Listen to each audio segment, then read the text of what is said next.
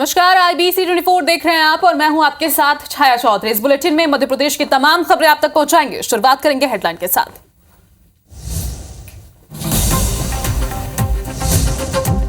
इंदौर में भजन बंद कराने से नाराज हिंदू संगठन पब और क्लब पर जाकर करेंगे विरोध। देर रात तक संचालित क्लब और पब कराएंगे बंद।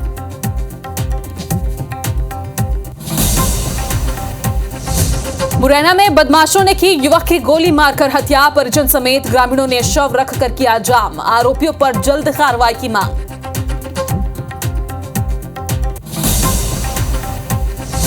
गुना में खदान की मिट्टी धंसने से 2 लोगों की मौत। खदान पर मिट्टी खोदने गए थे दोनों। कलोरा गांव की घटना।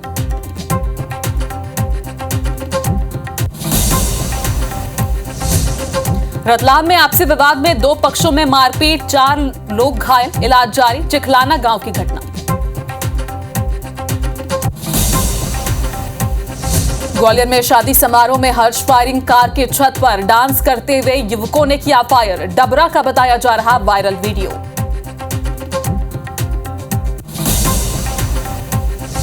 इंदौर से बाइक चोर गिरोह के 5 सदस्य गिरफ्तार। बुलेट बाइक चोरी करने में माहिर था गिरोह। आरोपियों से 7 चोरी की बाइक भी बरामद। और इंदौर में बीआरटीएस हटाने का काम शुरू। जीपीओ चौराहे और शिवाजी वाटिका चौराहे से हटाया गया बीआरटीएस। बीआरटीएस पर मौजूद बस स्टेशनों को हटाने पर भी होगी कार्रवाई।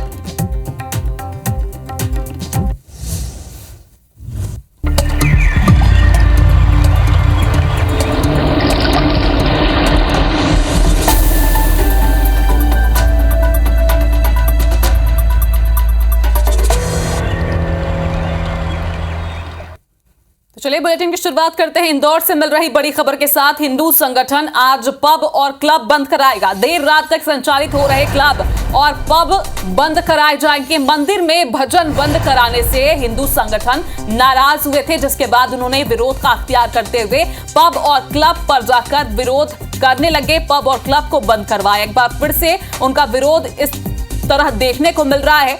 मंदिर में भजन बंद कराने पर हिंदू संगठन नाराज हो गया था। इंदौर से इस वक्त की बड़ी खबर। पब और क्लब पर जाकर ये विरोध जताएंगे, बंद करवाएंगे। तो हिंदू संगठन का ये विरोध आप देखिए। पुलिस ने आपको बता दें कि लाउडस्पीकर पर बज रहे भजन को बंद करवाया था महाशिवरात्रि पर, जिसके बाद हिंदू संगठन ने इसका विरोध किया। और विरोध के तौर पर अब हर रोज ये खबर सामने आ रही है कि हिंदू संगठन जाकर देर रात तक संचालित हो रहे क्लब और पब को जाकर बंद कराएगा। और पूरे इंदौर प्रशासन से और माननीय यशस्वी मुख्यमंत्री जी से भी प्रार्थना करता हूं कि कार्रवाई।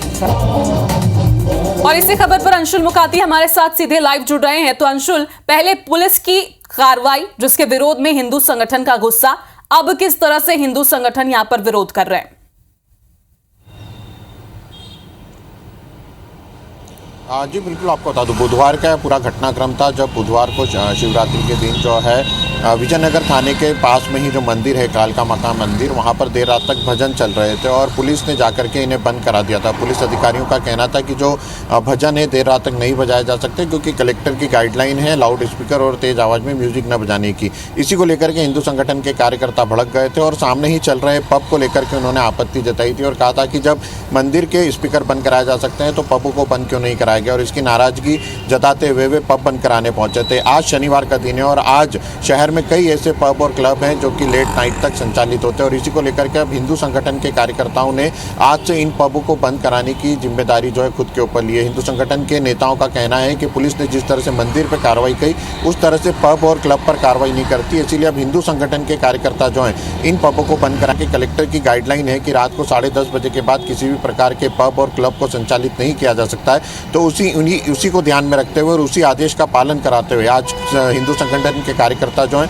वो विजयनगर थाने पर एकत्रित होंगे और वहां से शहर के अलग अलग जो पब्स हैं जो यहाँ की शिकायतें मिलती हैं कि वे देर रात तक चल रहे हैं उन्हें बंद कराने के लिए पहुंचेंगे। और इस दौरान हिंदू संगठन के कार्यकर्ताओं का यह भी कहना है कि जो पब्स हैं वे गाइडलाइन का पालन नहीं कर रहे हैं। इसका मामला भी वे उजागर करेंगे कि किस तरह से देर रात तक लेट नाइट तक शनिवार और रविवार को इन पबों को संचालित किया जाता है, इन पबों में शराब परोसी जाती है और इसी को लेकर के अब हिंदू संगठन के कार्यकर्ता सवाल तो ये भी उठता है कि जिस तरह से हिंदू संगठन यहाँ पर कार्रवाई करने जा रहा रहा है, विरोध जता रहा है। सवाल ये भी उठना लाजमी है अंशुल कि क्या किसी तरह से हिंदू संगठन को कोई समर्थन मिला है? प्रशासन की तरफ से बात करें, किसी पार्टी की तरफ से बात करें, किसी तरह का कोई समर्थन हिंदू संगठन को?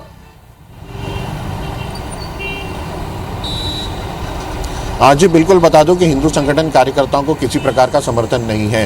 पुलिस अधिकारियों का साफ ये कहना था कि जो गाइडलाइन है उसके अनुसार सभी पबों को बंद करा दिया जाता है और इसी को ध्यान में रखते हुए अगर कोई लेट नाइट तक पब संचालित भी होता है तो उस पर पुलिस कार्रवाई करती है, उस पर केस भी रजिस्टर्ड किया जाता है। लेकिन हिंदू संगठन के कार्यकर्ता पुलिस की कार्रवाई का ही विरोध कर रहे हैं। उनका कहना है कि पुलिस जो है वो दो पक्षा कार्रवाई कर रही है। एक तरफ उनने हमारे ऊपर कार्रवाई करी लेकिन पबों के ऊपर कार्रवाई नहीं करी, इसीलिए वे पुलिस का ही विरोध जताने के लिए इस तरह का आंदोलन जो है वो शुरू करने जा रहे हैं। हालांकि पुलिस अधिकारियों का कहना है कि शहर में किसी भी प्रकार की अराजकता का माहौल नहीं बनने दिया जाएगा और किसी भी प्रकार से यदि कोई संगठन होता है या कोई जो दूसरे विरोध संगठन होते हैं वे अपना विरोध प्रदर्शन शांतिपूर्वक करते तो ठीक है, लेकिन यदि किसी प्रकार की अराजकता फैलाने की कोशिश की जाएगी तो उन पर भी सख्ती से कार्रवाई की जाएगी। हालांकि देखना यही होगा कि जब रात को ये पब बंद कराने निकलते हैं कार्यकर्ता, कि आगे कौन सी कार्रवाई अब होती है। क्या सचमुच जो क्लब हैं, जो पब हैं, वो बंद हो जाएंगे 10 बजे तक, या फिर लगातार हिंदू संगठन का ये जो विरोध है वो चलता रहेगा? आप नजर बनाकर रखिएगा और बने रहिएगा। एक और बड़ी खबर दर्शकों को बता दें, इंदौर से बैक टू बैक खबर है। शहर से बीआरटीएस हटना शुरू हो चुका है। जीपीओ चौराहे और शिवाजी वाटिका चौराहे से बीआरटीएस हटा दिया गया है। दोनों चौराहों पर बीआरटीएस के कारण जाम लगता था। जाम की समस्या से निजात पाने के लिए बीआरटीएस को धीरे धीरे हटाया जा रहा है। बीआरटीएस पर मौजूद बस स्टेशनों को भी हटाने पर कार्रवाई की जा रही है। तो अंशुल हमारे साथ लगातार जुड़े हुए हैं। अंशुल, किस तरह से कार्रवाई बीआरटीएस को हटाने के लिए अब क्या की जा रही है?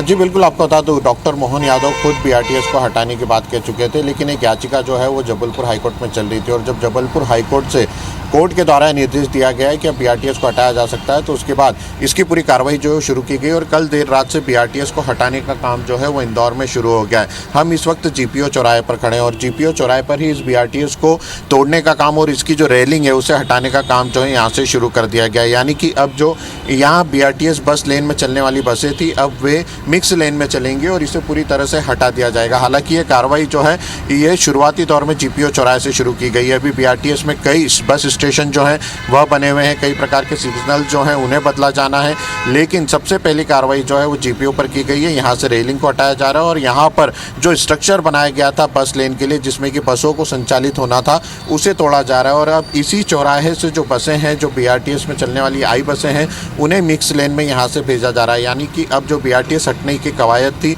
वह शुरू हो गई है। लगभग 11 किलोमीटर का यह इलाका है जो कि पूरा बीआरटीएस लेन होता है जिसमें कि बसें जो है मिक्स लेन में चलती थी, लेकिन अब आप देख सकते हैं कि जो बसें हैं वे पूरी तरीके से बीआरटीएस के बाहर से ही संचालित हो रही है। यानी कि बीआरटीएस के अंदर जीपीओ चौराहे से जो बसें चलना है वे बंद हो चुकी है। हालांकि अभी इसमें कई प्रकार के काम करना प्रशासन के लिए चुनौती है। कई बस स्टेशन जो हैं आई बस के वे बीआरटीएस में बीच में बने हुए हैं, उन्हें हटाया जाना है। उसके लिए नए स्टेशन जो हैं वो पहले बनाए जाएंगे क्योंकि बसों की जो ऊंचाई है वह उस स्टेशनों के हिसाब से थी। गेट उनके ऑटोमेटिक खुलते थे और जो स्टेशन पर टिकट दिए जाते थे वे भी ऑटोमेटिक होते थे। तो इन स्टेशनों को हटाने की कार्रवाई जो है वह करना सबसे बड़ी चुनौती होगी। सबसे पहले नए स्टेशन के बाद चूंकि यातायात तो सुगम होगा ही, जनता को बीआरटीएस हटने के बाद और कौन कौन से फायदे होने वाले हैं? चूंकि बीआरटीएस एक जंजाल के तौर पर सामने था, यातायात यहाँ पर बाधित होता था, जाम की स्थिति मिलती थी, लेकिन अब किस तरह से फायदा जो जनता है वहां की उन्हें होने वाला है?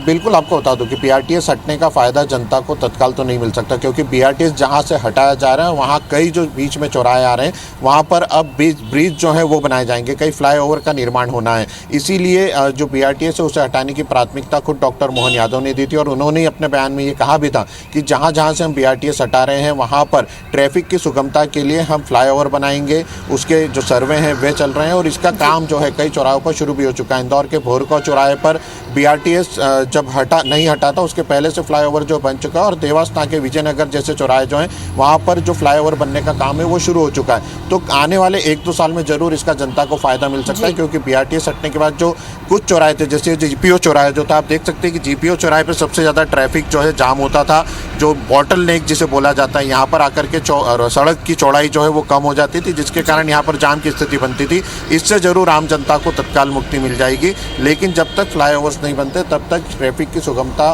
को लेकर कुछ नहीं कहा जा सकता है, क्योंकि ये एबी रोड है और सबसे व्यस्ततम मार्ग जो है ये शहर का। को थोड़ा और इंतजार करना होगा यातायात सुगम पाने के लिए। फिलहाल बहुत बहुत शुक्रिया अंशुल जानकारी देने के लिए। और मुरैना से इस वक्त की बड़ी खबर आपको बता दें, युवक की गोली मारकर हत्या कर दी गई। बदमाशों ने गोली मारकर युवक की हत्या की है। परिजन समेत ग्रामीणों ने शव रखकर यहां जाम भी किया। NH 44 पर 5 किलोमीटर तक ये जाम लगा रहा।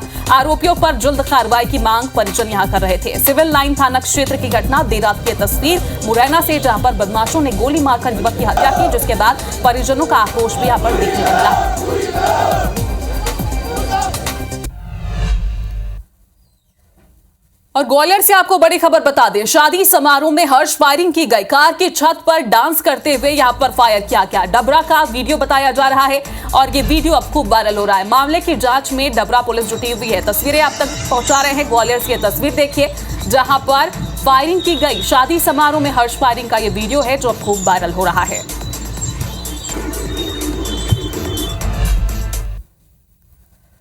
मध्य प्रदेश में क्राइम लगातार बढ़ता जा रहा है। रतलाम से बड़ी खबर, आपसी विवाद में 2 पक्षों में मारपीट हो गई। मारपीट में 4 लोग घायल हुए हैं। सभी का इलाज जारी है। मारपीट का वीडियो भी सामने आया है, आप तक पहुंचाएंगे तस्वीरें। कालूखेड़ा थाना के चिखलाना गांव की यह घटना और तस्वीरें देखिए। रतलाम में किस तरह से 2 गुट आपस में भिड़ गए। 2 पक्षों में मारपीट हुई। आपसी विवाद को लेकर मारपीट शुरू हुई 2 पक्षों में और मारपीट में 4 लोग घायल भी हुए हैं, जिनका इलाज अब चल रहा है।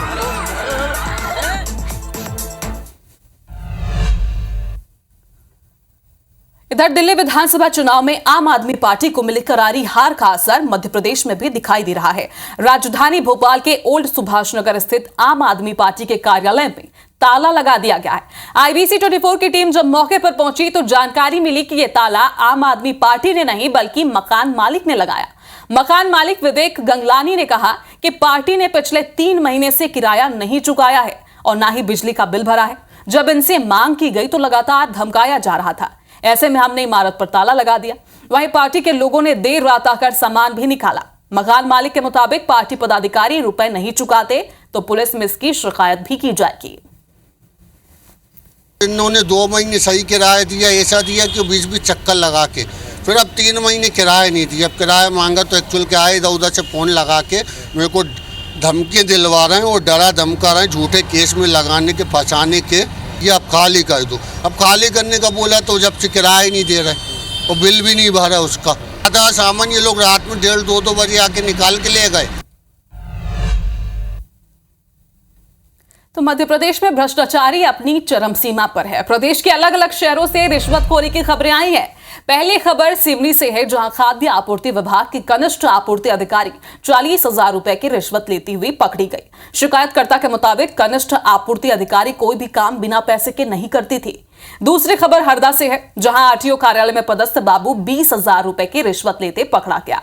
शिकायतकर्ता के मुताबिक बाबू बस को खंडन घोषित करवाने के एवज में रिश्वत ले रहा था। और तीसरी खबर बुरहानपुर से, जहां सरकारी अस्पताल का लेखापाल मेडिकल क्लेम के बिल निकालने के एवज में 20,000 रुपए की रिश्वत ले रहा था।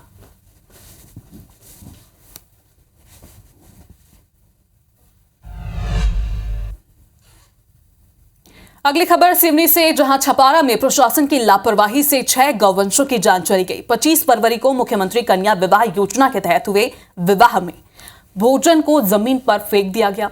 इसी दूषित भोजन को खाने से 6 गायों की मौत हो गई। वहीं 6 से ज्यादा गाय बीमार पड़ गई हैं। जिम्मेदार अधिकारी एक दूसरे पर ठीकरा फोड़ने से बाज नहीं आ रहे हैं। छपारा जनपद पंचायत CEO राकेश दुबे के मुताबिक सभी विभागों को अलग अलग जिम्मेदारी सौंपी थी। साफ सफाई, पानी की जवाबदारी नगर पंचायत छपारा की थी। मामले की जांच के बाद दोषियों पर कार्रवाई की बात भी अब कही जा रही है। मुख्यमंत्री कन्यादान योजना में शादी हुई, यहाँ पे खाना फेंक के चले गए इन लोग और गड़ाए नहीं। उन्हें यहाँ पे पूरे जानवर मर रहे हैं। मेरे भी 2 जानवर खत्म हो गए। कोई प्रोग्राम हुआ था, उसमें जो खाना बच गया था उसको बाहर फेंक दिया गया था वैसे ही, तो जानवरों ने उसका भक्षण कर लिया है और उसमें से 2 जानवर की मृत्यु हो गई है और 2 जानवर अभी बहुत गंभीर अवस्था में है। उनका उपचार हमारे द्वारा किया गया है। किसी भी प्रोग्राम में अगर कोई भी खाना बच जाता है तो उसका निष्पादन होना चाहिए। कुछ अवशेष भोजन के खाने से ऐसा जानकारी लगी है, कुछ गाय की मृत्यु हुई है, कुछ गाय बीमार हैं। शिकायत अगर भी प्राप्त हो जाती है तो हम उनको एक नोटिस जारी करेंगे और जो नियमानुसार कार्रवाई होगी। अभी उनको हमने भुगतान भी नहीं किया है, और यदि ऐसा पाया जाता है कि उनके द्वारा गलती की गई तो उनके विरुद्ध कार्रवाई प्रस्तावित करेंगे। इधर बैतूल के भीमपुर ब्लॉक में एक सरकारी प्राइमरी स्कूल में बच्चों को नकल करवाने का वीडियो वायरल हो रहा है। वीडियो में शिक्षक 5वीं की बोर्ड परीक्षा के दौरान छात्रों को नकल करवाते दिख रहे हैं। 25 फरवरी के दिन 5वीं बोर्ड परीक्षा में गणित विषय का पेपर था। पेपर के दौरान स्कूल की एक टीचर बोर्ड पर गणित का पेपर सॉल्व करते हुए नजर आई। वहीं केंद्र और सहायक केंद्र अध्यक्ष भी मौन दर्शक बने हुए थे। कलेक्टर के आदेश पर पेपर सॉल्व करने वाले शिक्षिका समेत दोनों केंद्र अध्यक्षों को निलंबित कर दिया गया। तीनों के खिलाफ विभागीय जांच भी हो रही है। जो शिक्षिका बोर्ड पर नकल करा रही थी उसको तत्काल प्रभाव से सस्पेंड कर दिया गया, और जो केंद्र अध्यक्ष और जो सहायक केंद्र अध्यक्ष उनके द्वारा अपने दायित्वों का पूर्णतः निर्वहन नहीं किया, इसके कारण उनको भी सस्पेंड करके उन सभी पर आत्मनुशासनात्मक कार्रवाई प्रारंभ करती है। वाकई तो सवाल उठना तो लाजमी है, अगर शिक्षक ही ऐसे होंगे तो फिर छात्रों के भविष्य का क्या होगा। इंदौर से खबर है, इंदौर क्राइम ब्रांच ने ऑनलाइन ठगी करने वाले एक और आरोपी को गिरफ्तार किया। आरोपी के पास से क्राइम ब्रांच को चौंकाने वाली जानकारी मिली है। क्राइम ब्रांच के मुताबिक आरोपी और उसके सहयोगी देश भर के लाखों सीनियर सिटीजन को अपना शिकार बनाते थे। 2019 के बाद से ही लगातार इन्होंने हजारों की संख्या में डिजिटल अरेस्ट के माध्यम से लोगों को ठगा है। पकड़ा गया आरोपी ऋतिक अपने सरगना विनोद के कॉल सेंटर पर काम करता था, जहां वे लोगों को धोखा देकर ऑनलाइन ठगी किया करते थे। क्राइम ब्रांच को कॉल सेंटर से computer system, high speed internet connection, diary और सैकड़ों लोगों के नंबर बरामद हुए हैं। वृद्ध महिला को जिसने कॉल किया था, ऋतिक जाटव नाम का व्यक्ति है, उसको हम लोगों ने दिल्ली से टेक्निकल एनालिसिस के आधार पर उसको उठाया है, और बाकायदा जब इससे पूछताछ की गई तो ये मालूम पड़ा कि ये कॉल सेंटर चलाते थे। इस कॉल सेंटर में करीब 7-8 लोग थे, जिसमें से कुछ लोग साउथ इंडियन भी थे और कुछ नॉर्थ इंडियन भी थे। मुरैना से इस वक्त की बड़ी खबर आपको बता दें, युवक की हत्या के मामले में अपडेट है। परिजनों के हंगामे के बाद पुलिस ने एक्शन लिया है। थाना प्रभारी को लाइन अटैच कर दिया गया है। 5 बदमाशों के खिलाफ FIR दर्ज की गई है। 5 घंटे तक NH44 पर लंबा जाम लगा हुआ था। हत्या के विरोध में परिजनों ने यहां पर चक्का जाम किया था। सत्येंद्र सिंह तोमर हमारे साथ फोन लाइन पर जुड़े हुए हैं। सत्येंद्र, किस तरह से यहां पर अब कार्रवाई की जा रही है? FIR किन किन लोगों पर दर्ज की गई है, इस मामले में पूरा अपडेट? देखिए, ये पूरा जो मामला है सिविल लाइन थाना इलाके के सिलाइटे गांव का है, और मामूली विवाद को लेकर जिस तरीके से फायरिंग की गई थी, जिसमें 2 ज्ञात और 3 अज्ञात लोगों के खिलाफ जो बदमाश है उनके खिलाफ मामला दर्ज किया गया है। वो भी गांव के ही रहने वाले हैं, लेकिन उन पर पूर्व में भी कई इस तरीके के मामले दर्ज हैं, हत्या, शराब तस्करी और तमाम सारे। उसको लेकर जब परिजनों ने पूर्व में ही थाना प्रभारी से शिकायत की थी, जिस तरीके से परिजन आरोप लगा रहे हैं कि पूर्व में थाना प्रभारी से शिकायत की गई थी और उसके बाद भी उन्होंने बदमाशों के प्रति कोई कार्रवाई नहीं की। जब गोली मारकर इस युवक की हत्या, ध्रुव जो यादव है, उनकी हत्या होने के बाद में जब आक्रोशित परिजनों ने नेशनल हाईवे 44 पर जाम लगा, कम से कम 5 से 6 घंटे तक ये जाम, और उन लोगों की लगातार ये मांग थी कि पुलिस के जो वरिष्ठ अधिकारी है वो भी मौके पर आए, लेकिन पुलिस अधीक्षक तो मौके पर आए नहीं थे, लेकिन जो जिले के प्रभारी कलेक्टर है कमलेश भार्गव, वो मौके पर आए थे, भीड़ को समझाई दी गई थी। और उसके बाद 5 से 6 घंटे बाद जब ये निर्णय लिया गया था, थाना प्रभारी को लाइन अटैच किया जाए, चूंकि थाना प्रभारी की प्रथम दृष्टा जो अधिकारियों ने बताया है कि लापरवाही सामने निकल कर आई है, कि चूंकि पूर्व में शिकायत की गई है और उन्होंने कार्रवाई नहीं की। उसके बाद फिर मामला दर्ज किया गया है। अब ये तय हुआ है कि जो आरोपी बदमाश है उनके मकान भी तोड़े जाए और एक कठोर जो कार्रवाई होनी चाहिए वो होनी चाहिए। हालांकि पूरे आसपास जिस तरीके से जो जाम लगा हुआ था, उस नेशनल हाईवे 44 पर दिल्ली से ग्वालियर से दिल्ली जाने वाले या दिल्ली से ग्वालियर लोग आने वाले काफी लोग फंसे रहे थे, और कम से कम 15 से 20 किलोमीटर लंबा जाम लगा रहा था। तो इसमें कई देखने में आता है कि समय रहते जिस तरीके से ग्रामीणों ने जो चक्का जाम किया था, उसी समय उनकी जो मांग थी वो समय रहते ही पूरी कर दी जाती, तो शायद यात्री भी जाम में जो फंसे हुए थे वो भी परेशान नहीं होते और समय पर ही कार्रवाई हो जाती। लेकिन पुलिस अधीक्षक ने जो कार्रवाई होगी, आपसे अपडेट लेंगे। सत्येंद्र, शुक्रिया जानकारी के लिए।